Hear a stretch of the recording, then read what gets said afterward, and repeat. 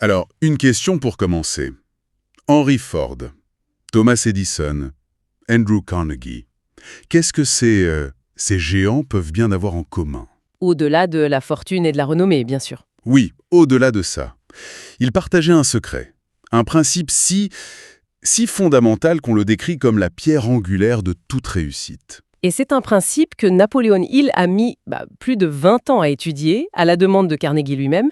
Il a analysé des centaines de parcours pour formuler ce qu'il a appelé les lois du succès. Et aujourd'hui, on plonge dans la toute première de ces lois, peut-être la plus puissante, en s'appuyant sur son texte original de 1928 et sur une présentation plus moderne. Notre mission, si on peut dire, c'est de déconstruire cette idée. Parce que pour Hill, le succès, c'est pas de la chance, c'est une science. Une science. Explorons donc ce secret des géants, le cerveau collectif. Commençons par la base, la définition. Parce que cerveau collectif ou mastermind en anglais, ça peut sonner un peu... Un peu mystique, même. C'est ça. Concrètement, il le définit comme un esprit développé par la coopération harmonieuse de deux ou plusieurs individus. Une coopération harmonieuse, voilà le mot-clé. Exactement. Qui s'allient dans le but d'atteindre un objectif précis.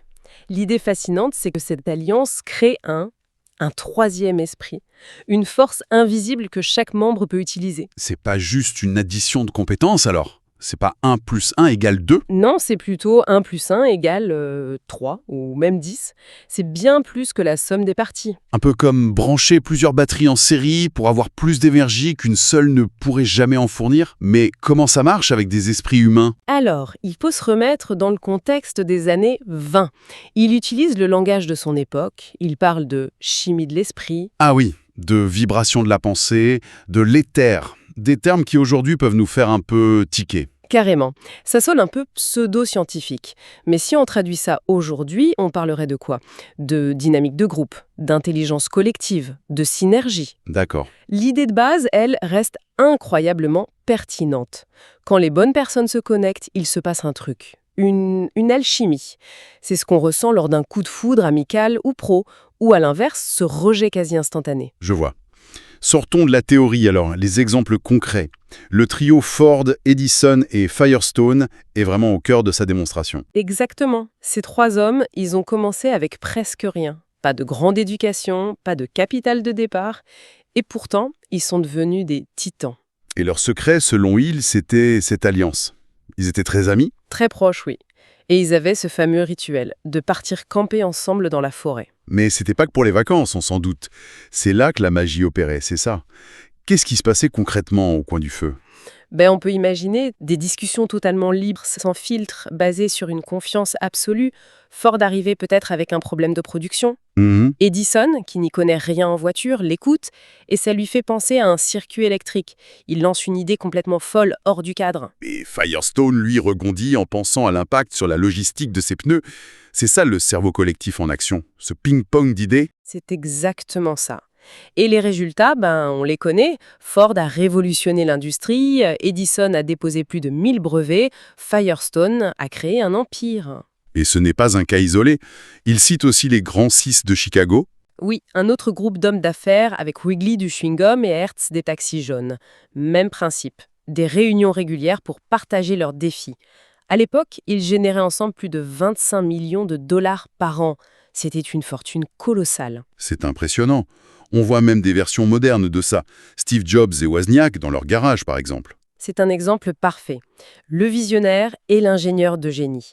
Séparément, ils étaient brillants. Ensemble, ils ont changé le monde. Mais ça semble presque trop facile. Si c'est si puissant, qu'est-ce qui nous empêche de le faire? Il doit y avoir un piège. Il y en a un. Et c'est le point central de Hill. Il dit que cette machine surpuissante a un talon d'Achille. Une seule condition. Si elle n'est pas remplie, c'est l'échec garanti. Et cette condition, c'est? Mais cette idée d'harmonie parfaite, est-ce que ce n'est pas un peu utopique? On dit souvent que le conflit, le débat, c'est nécessaire pour créer. Si tout le monde est toujours d'accord... C'est une excellente objection. Et je pense que Hill ferait la différence entre le désaccord sur les idées et le désaccord dans l'intention. Ah, d'accord. L'harmonie dont il parle n'exclut pas le débat, au contraire. Les discussions entre Ford et Edison devaient être passionnées. Mais elles se passaient dans un cadre de confiance totale, pour servir un but commun. Le but, c'était pas qui a raison, mais comment on y arrive ensemble. Je vois. Le manque d'harmonie, c'est quand l'ego ou les peurs personnelles prennent le dessus sur la mission. C'est exactement ça. Du coup, la décision la plus importante, c'est le choix des partenaires.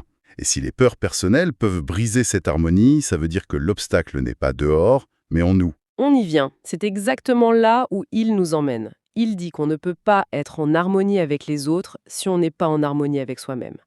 Et pour ça, il faut affronter ce qu'il appelle nos 6 ennemis les plus dangereux. Les 6 ennemis, c'est-à-dire Les 6 peurs fondamentales qui, selon lui, paralysent tout le monde. La peur de la pauvreté, la peur de la critique, de la maladie, de perdre l'être aimé, de la vieillesse, et enfin la peur de la mort. la peur de la critique. Waouh! Dans notre monde de réseaux sociaux où chaque action est jugée en permanence, cet ennemi-là est plus puissant que jamais. C'est d'une pertinence folle 1 siècle plus tard, et c'est un exemple parfait de comment une peur individuelle sabote le collectif. Imaginez une réunion. Mhm. Quelqu'un a une idée géniale, mais il a peur d'avoir l'air ridicule. Alors il ne dit rien. Il prive le groupe de sa contribution, l'harmonie est brisée par le silence, la peur a gagné. Je pense que tout le monde a déjà vécu ça, ce moment où on se censure par peur du jugement. Et la peur de la pauvreté, il la relie à l'indécision, au doute, à la procrastination. Oui, c'est la peur qui nous fait rester dans un job qu'on déteste, qui nous empêche de prendre un risque. Ces peurs créent une sorte de bruit mental constant. Ça rend l'harmonie impossible. Alors la question c'est, comment on combat ses ennemis intérieurs? C'est quoi l'arme? Et sa réponse est très directe.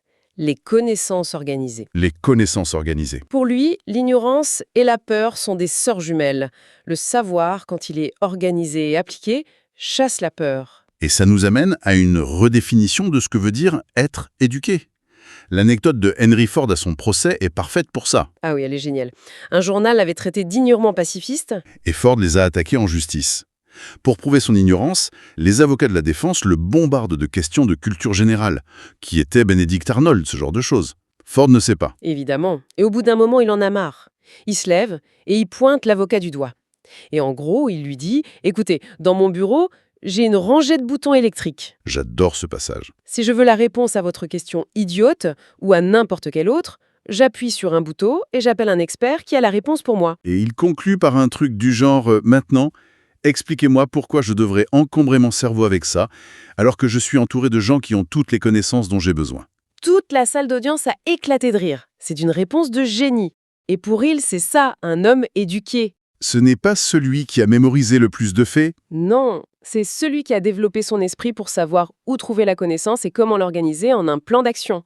C'est l'essence même du cerveau collectif. Ford n'avait pas besoin de tout savoir, son réseau savait tout. Sa compétence, c'était de savoir qui appeler, d'organiser la connaissance des autres. C'est la compétence ultime. Donc si on résume, on a exploré ce principe en 3 temps.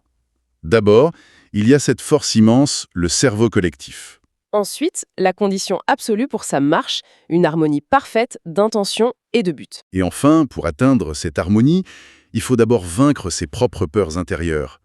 Et l'arme pour ça, c'est la connaissance organisée. C'est ça, le message de fond, c'est que notre plus grand capital, c'est notre cerveau et notre capacité à nous connecter à d'autres cerveaux. Il dit que la mine d'or est souvent juste sous notre nez, dans notre travail actuel, mais qu'on ne peut pas l'exploiter seul.